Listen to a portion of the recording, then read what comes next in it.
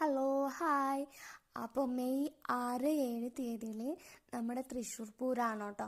അതായത് നാളെയും മറ്റന്നാളും പൂരത്തോടനുബന്ധിച്ചിട്ട് എക്സിബിഷൻ നടക്കുന്നുണ്ട്. അപ്പോൾ അത് കാണാനായിട്ട് ഞാനും ചേട്ടനും വന്നിരിക്കാം കേട്ടോ.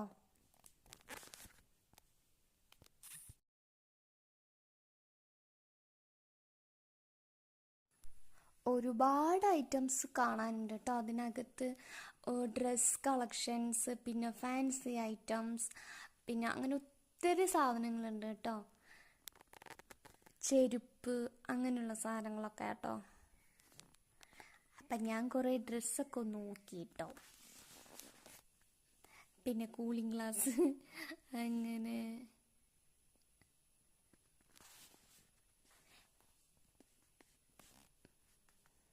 ഫാൻസി ഐറ്റംസ് ആട്ടോ.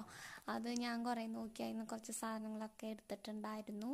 ബണ്ണ്, പൊട്ട്, അങ്ങനെ. ഇത് എൻ്റെ ഫേവറേറ്റ് കുപ്പിവള അങ്ങനെയായിരുന്നു കേട്ടോ. കുപ്പിവള എനിക്ക് ഭയങ്കര ഇഷ്ടമാണ്. പിന്നെ ഐസ്ക്രീം വാങ്ങിച്ച് കഴിച്ചു. നോക്കിയേ, നെറ്റിപ്പട്ടം കാണാൻ എന്ത് ഭംഗിയാ.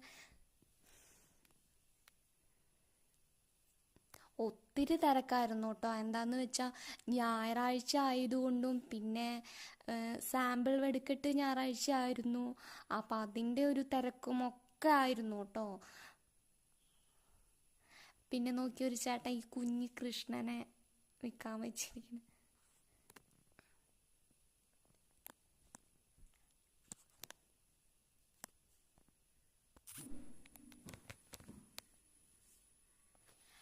പിന്നെ ഞങ്ങൾ വന്നിട്ട് ബജ്ജി കഴിച്ചു കേട്ടോ. ബജ്ജി, വട, അങ്ങനെയുള്ള ഐറ്റംസൊക്കെ ഉണ്ടായിരുന്നു. ചായ, കാപ്പി, കൂൾ ഡ്രിങ്ക്സ്, അങ്ങനെ. അപ്പോൾ വിശന്നപ്പോൾ ഒരു ബജ്ജി വാങ്ങിച്ച് കഴിച്ചു കേട്ടോ. പിന്നെ ഇതോ കണ്ടോ, ബെല്ലിങ്ങനെ വീടിൻ്റെ മുന്നിൽ ഇങ്ങനെ തൂക്കിയിട്ട്. പിന്നെ ഗെയിം ഉണ്ടായിരുന്നു കേട്ടോ. അതിൽ ചേട്ടൻ കുറേ കളിച്ച് നോക്കി, ഒന്നും കറക്റ്റായില്ല. അപ്പോൾ ഗെയിമിൽ അത് ഇങ്ങനെ റിങ് ഇട്ടിട്ട് അത് കറക്റ്റായിട്ട് ആ റൗണ്ടിൽ കൊണ്ടിട്ടുണ്ടെങ്കിൽ നമുക്ക് ഗിഫ്റ്റ് കിട്ടും. അങ്ങനെ ചേട്ടൻ എൻ്റെ 2, 3, 4 ഗെയിം കളിച്ച് നോക്കിയാൽ അതൊന്നും കറക്റ്റായില്ല കേട്ടോ. പിന്നെ മൊത്തം കുട്ടികൾക്ക് ഉള്ള ഐറ്റംസ് ആയിരുന്നു കേട്ടോ. ഇങ്ങനെ കറങ്ങണ സംഭവം, ഊഞ്ഞാല്, അങ്ങനെയൊക്കെ. വലിയവർക്കും കയറാം. ചേട്ടൻ എന്നോട് പറഞ്ഞു കേട്ടോ അങ്ങനെ അതിങ്ങനെ കയറാമെന്ന് പറഞ്ഞു. പക്ഷെ എനിക്കതിലൊക്കെ ഭയങ്കര പേടിയാണ്, തല കറങ്ങുന്ന പോലെയൊക്കെ തോന്നും. അതുകൊണ്ട് ഞാൻ ആ വഴിക്ക് ഇതായില്ല കേട്ടോ. പിന്നെ കുറച്ച് വീഡിയോസൊക്കെ എടുത്തു, അത്ര മാത്രം.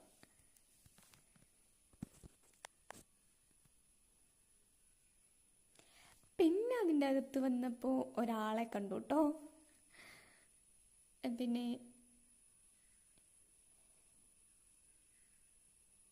പിന്നെ ഉണ്ടോ ഇത് എന്തിട്ടാ. പിന്നെ നമ്മുടെ വടക്കുന്നാഥൻ അമ്പലത്തിൻ്റെ ഒരു ഇങ്ങനെ ഉണ്ടാക്കിയിട്ട് വെച്ചിരിക്കുകയായിരുന്നു. കാണാൻ നല്ല ഭംഗിയുണ്ടായിരുന്നു കേട്ടോ. പിന്നെ അതേപോലെ തന്നെ നമ്മൾ തൃശ്ശൂർ റൗണ്ട് ആ ഭാഗം, അങ്ങനെ കുറച്ച് ഇത് കല്യാണിൻ്റെ അതൊക്കെ ഉണ്ടായിരുന്നു. പിന്നെ ആനയുടെ പ്രതിമ അങ്ങനെയൊക്കെ കണ്ടു കേട്ടോ. അതിൻ്റെ അകത്ത് തന്നെ ഒത്തിരി കാണാൻ ഒരുപാട് സംഭവങ്ങളുണ്ട് കേട്ടോ. നമ്മുടെ തൃശ്ശൂരിൻ്റെ തന്നെ പുത്തമ്പള്ളി അങ്ങനെയുള്ള ഐറ്റംസ് ഒക്കെ ഉണ്ടാക്കിയിട്ട് വെച്ചിരിക്കുന്നത് നല്ല രസമായിരുന്നു. പിന്നെ ഇതാ പഴയ കാലത്തെ ഈ ചിരട്ട കൊണ്ടുണ്ടാക്കിയ കയ്യില് അങ്ങനെയുള്ള സംഭവങ്ങളായിരുന്നു കേട്ടോ. നോക്കിയ ചെണ്ട, അതിൽ ഞാൻ ഇത്തിരി കുറച്ച് നേരം കൊട്ടി നോക്കിയിട്ടാ.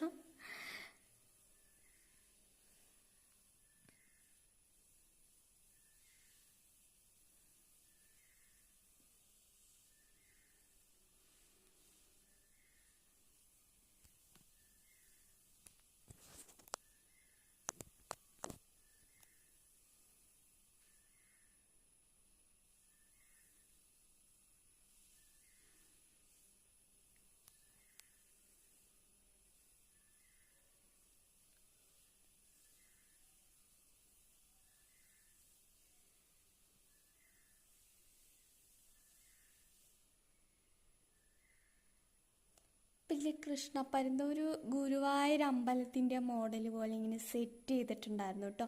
അമ്പലം, കൃഷ്ണൻ, പിന്നെ ഗുരുവായൂർ കേശവൻ്റെ അത്, പിന്നെ പരുന്ത്, അങ്ങനെയുള്ള സംഭവങ്ങളൊക്കെ സെറ്റ് ചെയ്തിട്ടുണ്ടായിരുന്നു.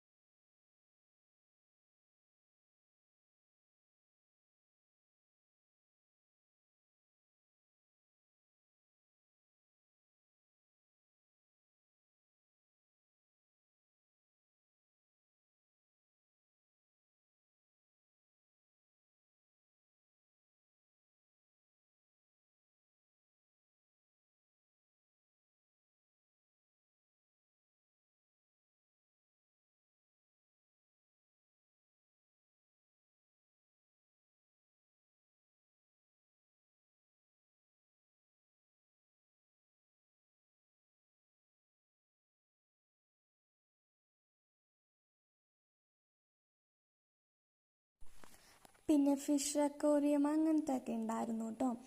ഗോൾഡ് ഫിഷ് കാണാൻ നല്ല ഭംഗിയുണ്ടായിരുന്നു. അങ്ങനെ അതൊക്കെ ഞങ്ങൾ കണ്ടു, എൻജോയ് ചെയ്തു.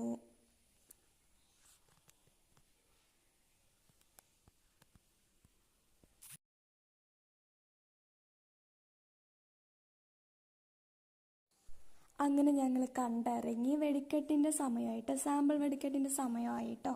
അപ്പോൾ അങ്ങനെ ആൾക്കാർ കൂട്ടം കൂടി നിൽക്കുമ്പോൾ ആ തേക്കുംകാട് മൈതാനം ആ ഭാഗത്തൊക്കെ നിൽക്കുന്ന ആൾക്കാരെ പോലീസുകാരിങ്ങനെ മാറ്റിക്കൊണ്ടിരിക്കുകയായിരുന്നു. നമ്മുടെ തൃശ്ശൂർ പൂരത്തിൻ്റെ ചരിത്രം എന്താണെന്നറിയോ? പണ്ട് പണ്ട് ഒരുപാട് വർഷങ്ങൾക്ക് മുമ്പ് ആറാട്ടുപുഴ പൂരത്തിന് തൃശ്ശൂർ ദേശത്തു നിന്നും കുറച്ച് പേര് പങ്കെടുത്തിട്ടുണ്ടായിരുന്നു. കുറച്ച് ദേശക്കാർ പങ്കെടുത്തിരുന്നു. അന്ന് മഴ കാരണം തൃശ്ശൂർക്കാർക്ക് പോവാൻ നേരത്തെ സമയത്തിന് എത്താൻ പറ്റിയില്ല. അതുകൊണ്ട് അവിടുത്തെ ആടുവാഴികൾ ഈ തൃശ്ശൂർക്കാരെ വിലക്കി. അങ്ങനെ അവർ വിഷമത്തോടെ തിരിച്ചു വന്നു. ആ സങ്കടത്തിൽ അവർ രാമവർമ്മ തമ്പുരാനോട് സങ്കടങ്ങൾ പറഞ്ഞു. ഈ രാമവർമ്മ തമ്പുരാന് മറ്റൊരു പേരും കൂടി ഉണ്ട്. എന്താണെന്നറിയോ? ശക്തൻ തമ്പുരാൻ. അങ്ങനെ ശക്തൻ തമ്പുരാൻ നമ്മുടെ നാട്ടിലും ഒരു പൂരം വേണമെന്ന് പറഞ്ഞ് നടത്തിയ പൂരമാണ് തൃശ്ശൂർ പൂരം. അന്ന് അവിടെ വെച്ച് ആറാട്ടുപുഴയിൽ വെച്ച് അപമാനിക്കപ്പെട്ട അവർ നടത്തിയ പൂരം തൃശ്ശൂർ പൂരം. ഒരു അപമാനത്തിൻ്റെ കഥയിൽ നിന്ന് പൂരം തുടങ്ങിയ പൂരം പൂരങ്ങളുടെ പൂരമായി മാറി. അതാണ് നമ്മുടെ തൃശ്ശൂർ പൂരം.